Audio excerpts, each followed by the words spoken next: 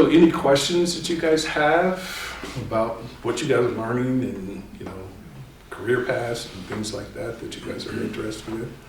Well, how quick are you guys, like, when, I guess this is the initial startup, so it'd probably take, 6 months or 3-4 months? No, we've been working on this since we got our agreement with the city, I'm going to say in April. And there's a lot of back end process that needs to happen. You get the agreement, you got to go out and walk the area. So we got crews that go out and do the design work. So they walk the area and they look at, okay, here's a pole, here's the pole number. I have to record that. They go to every single pole where we're going to attach to. Then they go and walk the underground. And so we get these detailed construction maps and things that are being developed. And, that's what I'm saying. There's other opportunities besides, in the fiber world. And then, we've got to get permits. We have to find a place. We typically buy a lot, maybe a 1/4 of an acre lot that we place our hub site at. And this is the fiber aggregation point where we'll run the main backbone fibers that go down the streets and out. It's kind of like a spider web. So you go from that point out, on a thicker cable, maybe a 96 strand fiber or 248 or 244, right? 288. All right, got my numbers wrong. And then you splice it off of that and you go into laterals and, different, pedestals and things like that. So all that stuff has to be designed out. So that takes some time. So we're dropping permits with the city where we can start doing underground work, and then we have to work with P&M to get pole attachment agreements. So they have to do an analysis of that pole. Each pole, can it support the weight of additional, stuff on there. So kind of working through that. We're hoping to break ground here pretty soon by March, and then we've already broken ground down in Albuquerque. So at some point in the next couple months, we'll be hiring network technicians and field techs that will do the install part. So we're looking a couple months here. It'll go pretty quick. Yes, sir. So in addition to the splicing and testing certifications that we're doing, would you or you guys, what would be next, or what would be the most helpful, most useful next certification? Let you guys answer that. So the good thing about us is, when I was talking to Kevin before coming, trying to find people that were interested in fiber or had experience in fiber was going to be difficult in my opinion. So first off, coming here and seeing this was being offered was really awesome. And just looking around the room, the things that y'all have here that we see and use every day is a really good thing. So on top of this, I would just tag on what Kevin's saying, just possibly digging deeper into what fiber is. You've got the basic understanding here of how it operates and works, splices, which is really awesome to see. Because someone comes in, they already have this knowledge. That's awesome for me. So that's what I would say is just. And we have no quorums of hiring somebody that has a little bit of experience or a little bit of background. I think, our biggest thing is it's great to have that technical aspect. Customer experience is a big thing. That's what differentiates us from the Comcast of the world and things like that. So when you call, you're not going to wait on hold for 4 hours? Exactly. So, we have a call center in Lubbock. As we continue to grow, Albuquerque is our biggest market within all our entire footprint. So I'm excited to be able to lead that and build that up. But Santa Fe is important to us. Las Cruces is important to us.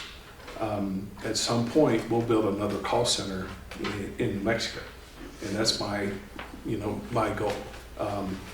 Because we need to expand out and we need to grow. You can only go so far in one certain area. Plus, it's good to have a redundant location. We don't offshore our customer care, things like that. We're very focused on what we call net promoter scores. Google reviews, if you go to Vexus Fiber and look at we're like at 4.5 stars. That's unheard of for an internet service provider, I should say, or a telecom company. So we pride ourselves on, if somebody's got a problem, and we're not perfect. I mean, we're going to screw up somebody's, as we're digging, we might cut somebody's irrigation lines that are in the ground that weren't marked. But we take ownership of that and accountability and get that repaired for that, because it's all about the customer experience. Everybody can, I don't want to say it's easy, but everybody can, provide internet service. But it's what you provide on the backside of that is important. So, it's customer care. When you go to, I don't know, Chick-fil-A or Starbucks, and how their interactions are with that, those are things you should pick up on. Just to be a little bit more grounded on how to interface with customers, because there's some not so friendly customers out there. There's some pretty picky customers out there, and it is trying to do right by that customer. Other things I would think of is, like I said, just having a fiber optic certification doesn't, without the experience, doesn't mean we wouldn't hire you. We're looking for people that are eager, that are passionate about what they're doing, that can learn quickly, and we will provide training through Ron's organization, and on the job training with more experienced people, and then slowly let people go. I mean, we've got people that didn't have any telecom experience that are working for us. We also have a progression system that you go up levels as technicians. As you gain more experience and knowledge, you'll go to higher levels, and eventually you get to go to the network side. So that like you take a class or whatever to get to this next More training. thing, or And you're- Well, not necessarily. I mean, we could hire someone that's just, let's say, hire one of you guys that just have a fiber optic certification.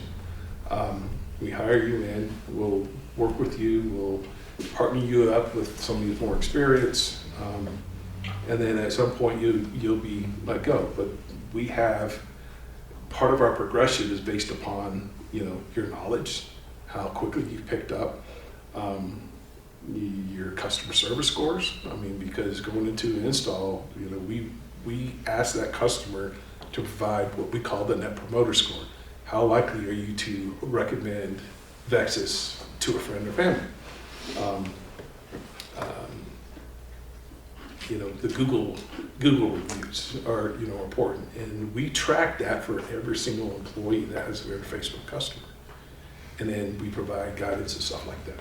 But there's some KPI indexes, when you did your install, was there a trouble 30 days after, less than 30 days after? Because that might have an indication of the quality of the install.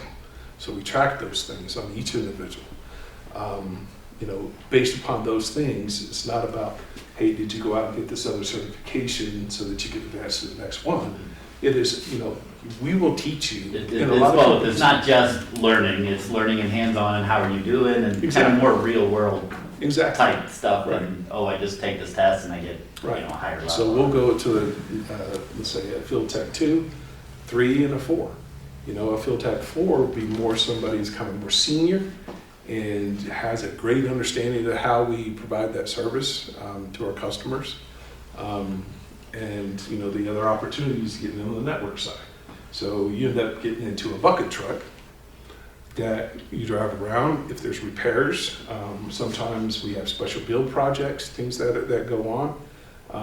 But like I said, the network side is more overall on the cable plant, the fiber optic plant, to make sure that it's running as it should and it's maintained. So it takes a different skill level to do that. You'll get some experience in your certifications and other things that you continue to learn as you go. But really, your hands-on experience is going to be your top one. Some of the certificates I'd probably go for. A+ would be a good one. Your JS7, we don't require it because we're a utility, But if you want, looking at a contractor or something, you need a JS7 or 11 in New Mexico. A+, I know, networking's big if you're looking at stuff like that. Yeah, I mean, you don't even get down to, you know, how to program the things, but it's how does the network work? It's one thing to splice fiber put in the house, but the other thing is kids got gamers, or, you know, their kids are gamers, or they do a lot of streaming. It is, how does that wireless network work inside the house? So is the, like your download rate and upload rate, you know, because that's like, I live out in Madrid, which is, you know, 20, 30 miles south. And we would love to have this because they don't want cell towers. Right. They'd rather have it just fiber into the home. Yeah, that way you can get your 100 gig or, I mean, I don't know, a gig or, you know, right now we're pulling 5 megs with Century, you know, upload. Well, and that's one thing. We're having a moment of silence. Oh. You know what I mean? But I mean, if that's gonna offer, hey, we can get a gigabyte out of this. Well, that's or one whatever, thing that, you know, that people are gonna jump all over it out here. That's one thing that occurred with this BEAD money, is when COVID hit, a lot of people work from home. Kids went to school from home. You had telemedicine from home. You know, I had a number of doctor appointments that, you know, I'm doing a Zoom call, work from home. You guys did, the last couple of days, you did, you know, courses from home. Yeah. One thing that came out of that was, one, the speeds, one, the inadequate, underserved or unserved areas that did not have, you know, a terrestrial type option. The other thing is your upload speeds. You're on the Zoom calls, you're doing courses. Every time your video's on, you're sending stuff on the upload. So when you got multiple kids in the house doing the classwork and, you know, they're on video and things like that, that bogs it down. So the companies like Comcast and stuff, their upload speeds or download speeds were, you know, some people, for a lot of people it worked well, but the upload speeds, they might have had a 25 meg connection on the upload and maybe a 2 meg you know, upload speed. And so what separates us is, as being 100% fiber, is we're synchronous. Our basic level is 150 meg. You order 150 meg upload, you're going to get 150 meg, or download, you're going to get 150 meg upload. So the thing with fiber. Do we have a conference evaluation? So I mean, that sets us apart, but cable companies are learning that lesson. So they have in their architecture, you know, they use a DOCSIS type thing with cable modems. They're testing right now DOCSIS 4, which allows, you know, we can get a whole conversation about the cable world that, you know, everything works over frequencies and channel frequencies and stuff.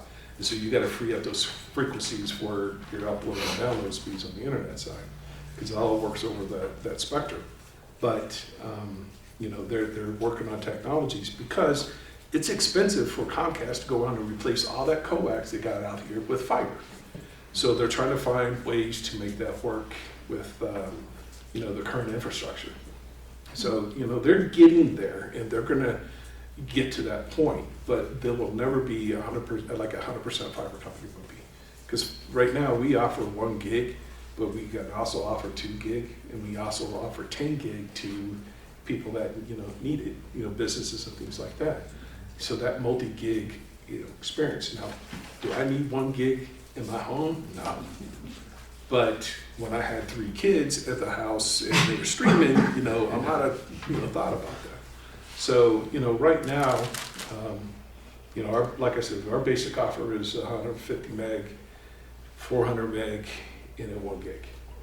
And then what we do is we participate in what's called the Affordable Connectivity Program, the ACP. And so what the ACP program is, back in the day, telco companies offered this lifeline service. And every time you paid your bill, you contributed to that lifeline fund. And what that was that the federal government said everybody should have the opportunity to have a landline phone. So that lifeline allowed people that qualified for that based upon income, that they could get a reimbursement, but the company that provided the service got a reimbursement for that to provide that person the phone. Now that's happening with this ACP program for the internet service. So what the federal government does is subsidize $30 for people who qualify for that for your internet service. Well, our 150 meg plan runs at $39 a month. We discount it to $30 a month because if that customer qualifies for ACP, so in effect, they're getting free internet. So, those are things that we participate in. We were pretty happy that, from a national news perspective, that, we were part of that when President Biden made some announcements. So it's something that we focus on, and because I feel we need to be fair and offer that to all people that we provide in that service area, so no one's left out. So, I talk too much, but and I say I'm an introvert, so I don't know why I'm talking so much. You guys got anything to add? Cisco certificates are great if you can get them. Kind of pricey. I know I got my CCNP, and it was really expensive, but it's helped me in my career, knowing networks, because not only do you provide the carrier, you got to provide the ends of it too. So knowing that helps. You're asking about certificates. So. Yeah, I'd also say off of that, once you learn the basic knowledge of fiber and you learn more, like what avenue you want to go into, because like you said, we have engineering, we have installation, we have a NOC team on the back end that monitors our plant. So there's a bunch of different things that is along with fiber, not just installation or maintaining, but all those different avenues. So once you leave here and you do more research, like, hey, man, like you said, I don't necessarily want to be out there installing. I might want to be, seeing what the critical issues are in the NOC team, things like that. So a lot of different avenues that you can go down.